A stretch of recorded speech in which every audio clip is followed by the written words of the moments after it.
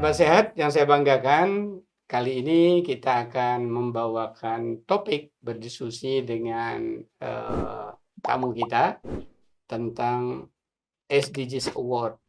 Karena di Indonesia, sehingga kita sebut dengan Indonesian SDGs Award, suatu penghargaan terhadap para penggiat, pelaksana program-program yang terkait dengan goal-goal SDGs atau tujuan pembangunan berkelanjutan di bumi Indonesia, khususnya dari sektor swasta atau korporasi.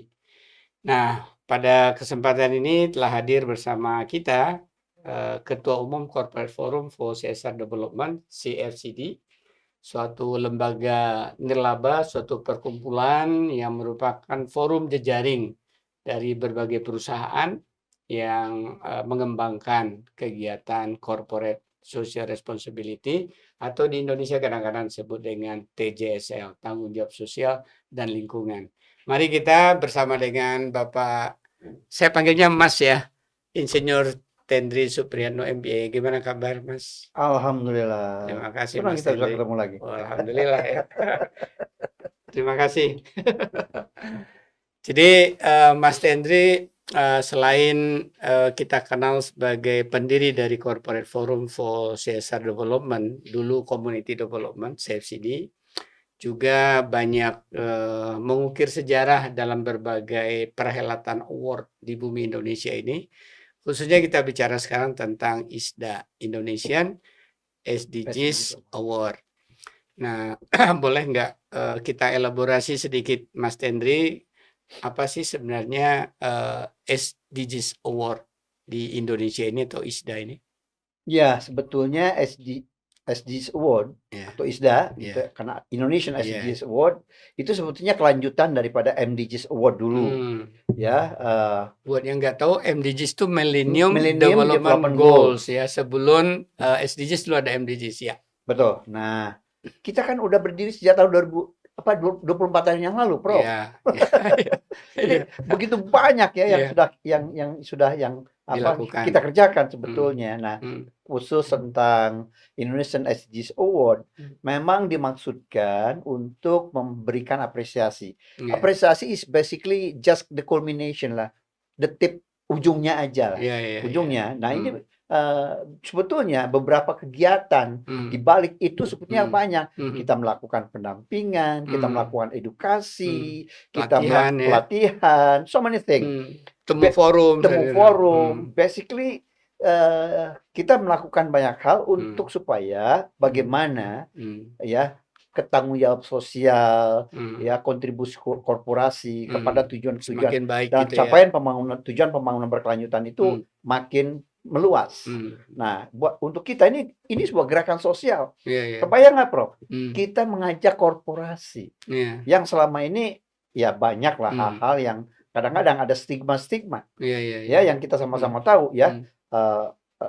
Misalkan tentang isu tentang lingkungan, sungai yang banyak plastiknya, so many things lah, basically. Nah, kita tentu pilihan organisasi ini adalah daripada kita ya hanya memaki-maki kegelapan, ya kan? Itu banyak lah. Ya kita by definition sebetulnya kan sebuah organisasi nirlaba. Orang menyebutnya LSM juga. Tetapi bedanya kita adalah bahwa kita adalah anggotanya corporation. Perkumpulan ya. Perkumpulan, ya itu bentuk hukumnya. Tetapi the membernya adalah korporasi. Nah, ini kan menarik lah. Bagaimana kita mencoba mengajak begitu banyak korporasi di Indonesia untuk bersama-sama berkontribusi untuk membantu negara ini. Ya, karena bayangkanlah pidato presiden selalu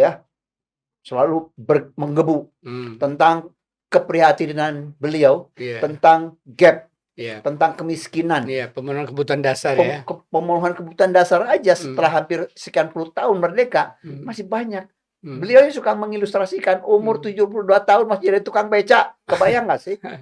Pertanyaannya sekarang, kita mau tinggal diam? Nah, bagaimana? Nah, oleh karenanya kita ya sebagai saya kan juga mantan pensiunan ya, mantan pensiunan BUMN, juga saya banyak bekerja di korporasi.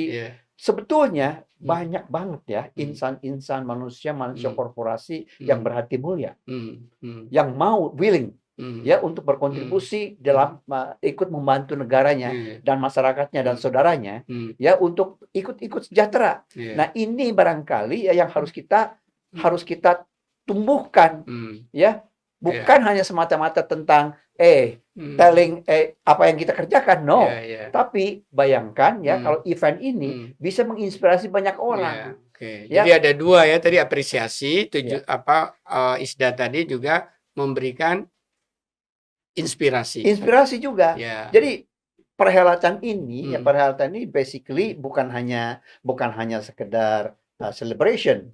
Nah, tetapi inspirasi bagaimana yang lain kita mengkomunikasikan what we have been done, apa yang telah kita kerjakan ya kepada the rest of the people, of the public. Karena barangkali juga ini perlu. Karena bukan apa-apa. Saya sebagai orang korporasi pernah merasakan tuh bagaimana stigmatisasi terhadap korporasi itu banyak banget sih stigma buruknya. Nah, sekarang mari kita tunjukkan bahwa we are contributing kepada negara ini. Nah, jadi kita harus menjawab itu, tetapi tentu bukan hanya celebration, tetapi kita juga bekerja di dalam diam. Ya, saya pergi ke NTB, saya pergi ke Freeport, ke Sumatera Utara, Aceh, so many things. Ya, nah bayangkan ya, gerakan ini sudah menciptakan spirit ya, bagaimana spirit berbagi korporasi Indonesia untuk bersama-sama ikut mendukung tujuan pembangunan berkelanjutan. Itu, Prof. Baik, jadi tadi ISDA tadi baik itu untuk tadi memberikan apresiasi, memberikan inspirasi bagi korporasi dan pihak lain, dan mengedukasi, dan juga memberikan edukasi, bahkan mengkomunikasikan ya. Oke. Nah, kalau dari sisi perusahaan ya, kenapa mereka kira-kira tertarik ya mengikuti Indonesian SDGs Award yang diselenggarakan oleh SAFED ini? Sebetulnya ada beberapa aspek. Ya, yang pertama adalah sebetulnya doing good CSR atau SDGs itu juga sebetulnya bisa dilihat dari perspektif strategic management sebetulnya. Jadi memang SDGs atau CSR ini bisa dilihat dari dua sisi. Dari perspektif ya teologi. Dia ajaran agama kita udah mengajarkan sejak kecil bahwa berbagilah, pedulilah, bertanggung jawablah. Bahkan sebaik-baiknya manusia yang berbuat baik ya. Itu dia. Nah, jadi bayangkanlah ya, ini bagian daripada kesalahan sosial. Kesalahan sosial. Dilihat dari perspektif teologis. Ya, apapun agamanya, apapun dari perspektif agama pun, sebetulnya ini semuanya hampir mengajarkan, semua agama mengajarkan ya doing good to your brother, to your sister, to your neighborhood, community, something like that. Nah, jadi barangkali kita hari ini ingin juga menyoroti ya bahwa udah itu biarlah ustadz dan kiai lah yang membahas itu lah. Sisi lainnya ya. Nah, kita karena kita orang sekolahan ya, orang belajar manajemen. Nah, mari kita lihat dari perspektif itu. Strategic management. Dari strategic management juga sebetulnya justify. Dan mereka belajar, korporasi itu tahu minimal banget dia dengan melakukan CSR, dengan melakukan SDGs, activities pada masyarakat. Sebetulnya dia sedang memanage risiko-risiko sosialnya.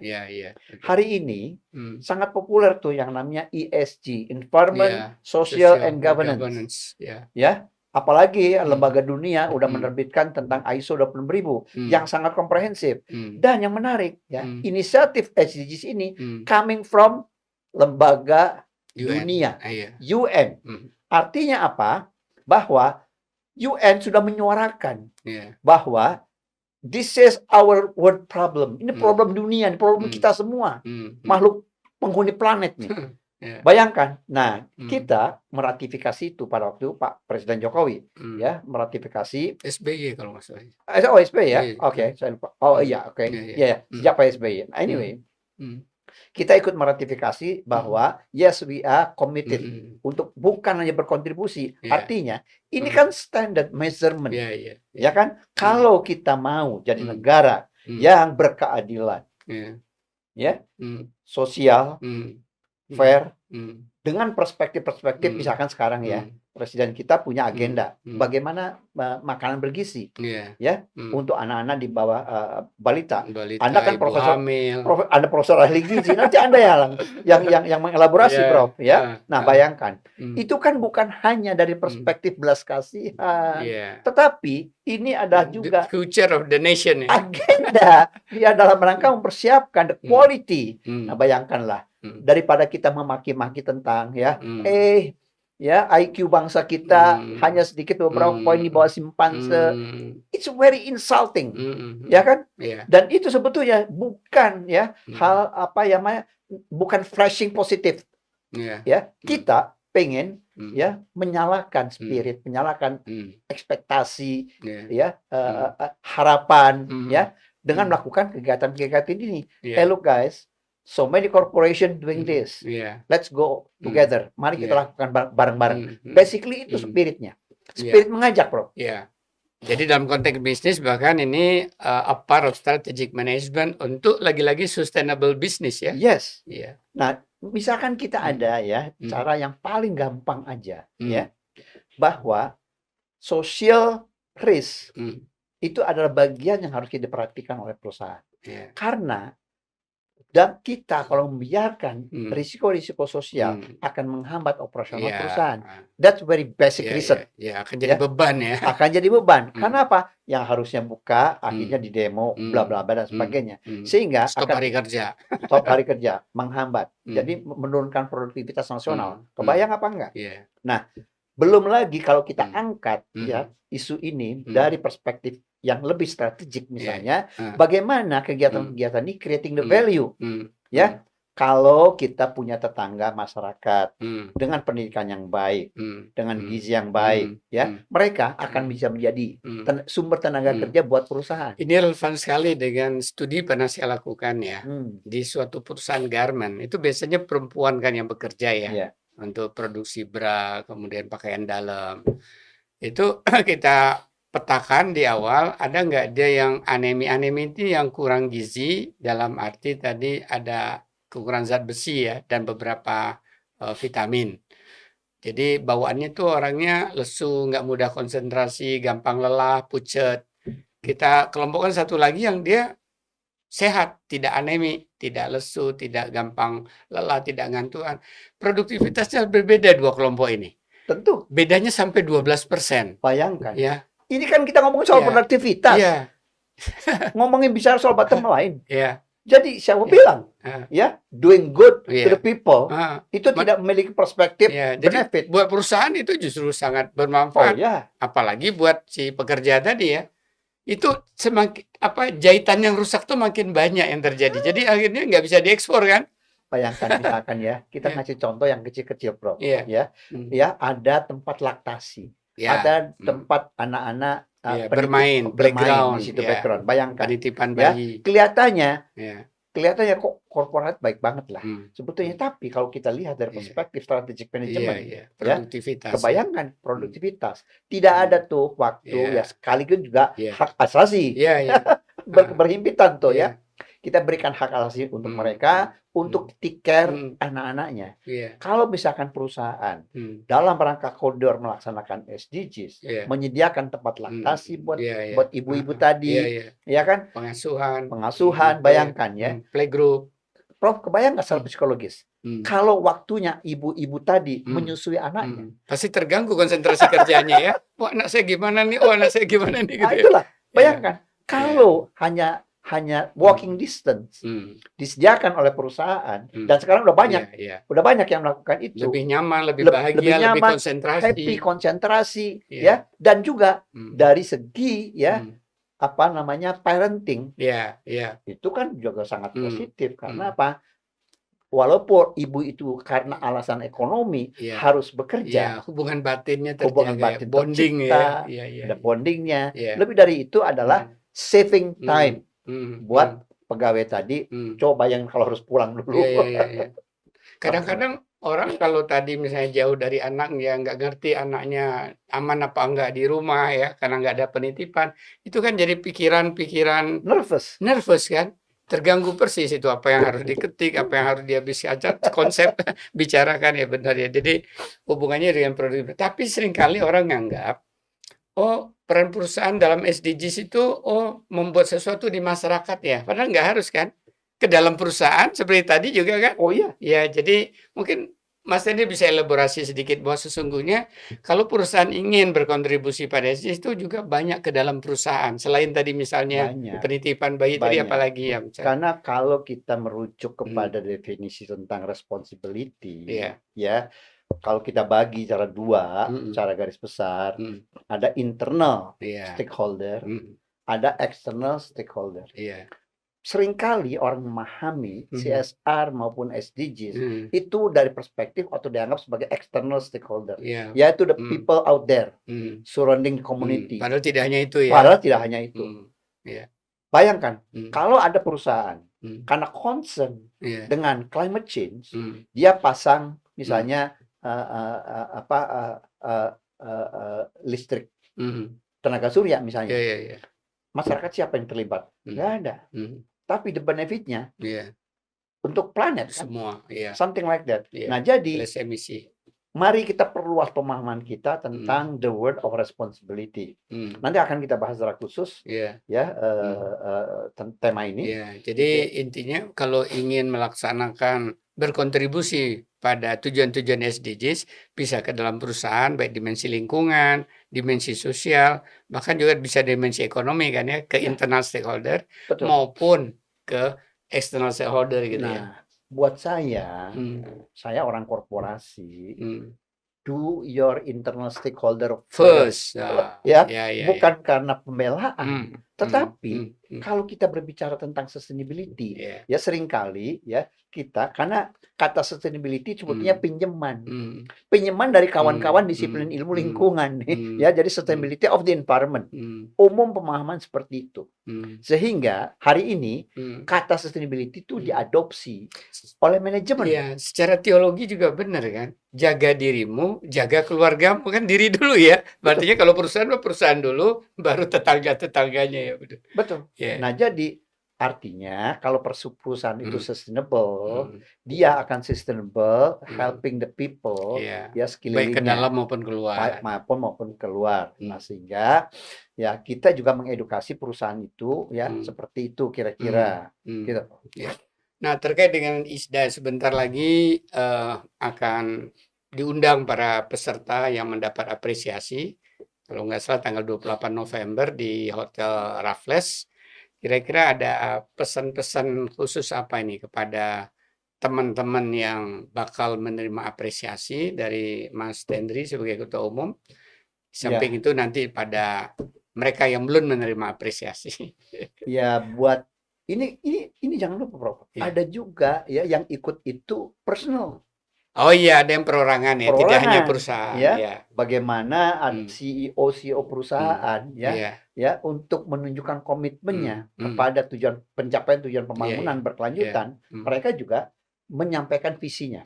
Itu ya korporasi sendiri tentulah ya. Visi, kebijakan dan rencana dan pelaksanaannya ya. Betul. Nah bayangkan kalau sebuah perusahaan dipimpin oleh seorang CEO yang memiliki visi, ya. Dalam rangka ikut mendukung tujuan pembangunan berkelanjutan. Kan keren. Bayangkan. Meringankan tugas pemerintah ya. Betul. Salah satunya. Betul. Karena ginilah ya. APBN aja nggak cukup nanti. Ya. Artinya bayangkan. Kalau sekian puluh triliun dana CSR ikut dikontribusikan ke situ. Ya, bayangkan ya, peranannya. Wah, ini nanti topik khusus nih kita bahas. Perlukah kelembagaan CSR di Indonesia gitu ya? Perlu. Tapi kembali tadi ada pesan-pesan dari Mas Tendri kepada para penerima award ISDA tahun ini. Yang pertama saya ingin mengucapkan selamat atas effort, upaya, dedikasi, silent movement. Kan bayangkanlah. Ya, saudara kita, teman-teman kita, sahabat-sahabat kita berbuat di Pencil, Kalimantan Utara. Saya kemarin pergi nengok ke apa namanya ke NTB. Itu ada Sumbawa Timur Mining ya. Mereka sedang melakukan eksplorasi. Bayangkan berapa jam saya harus ke sana.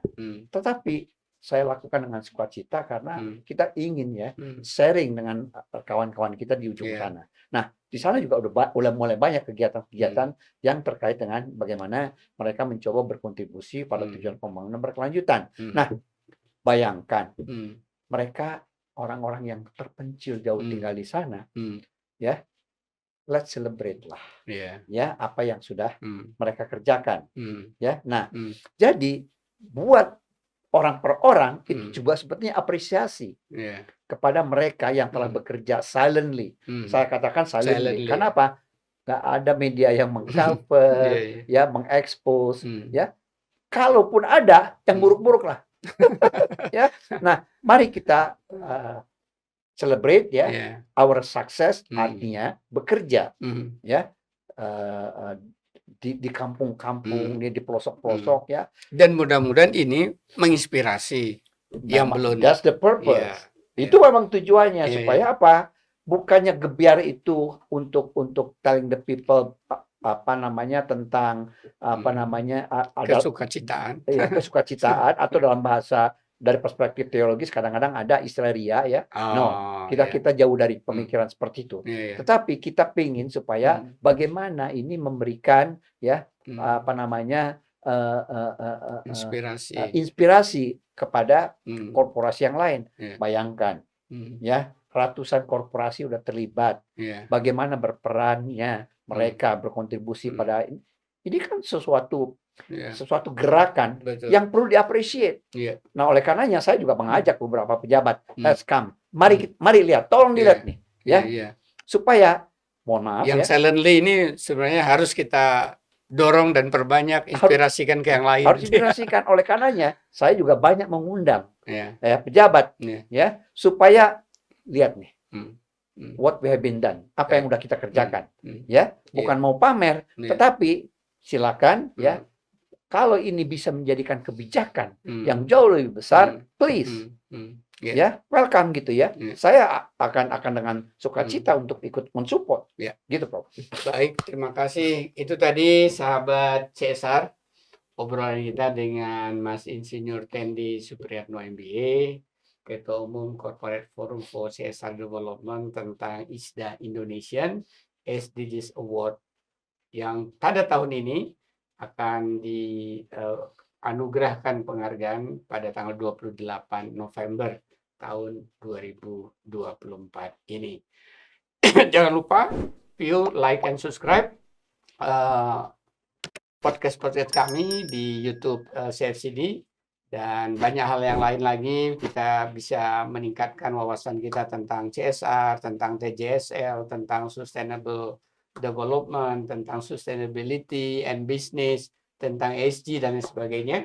Ikuti terus. Terima kasih. Sampai jumpa lagi.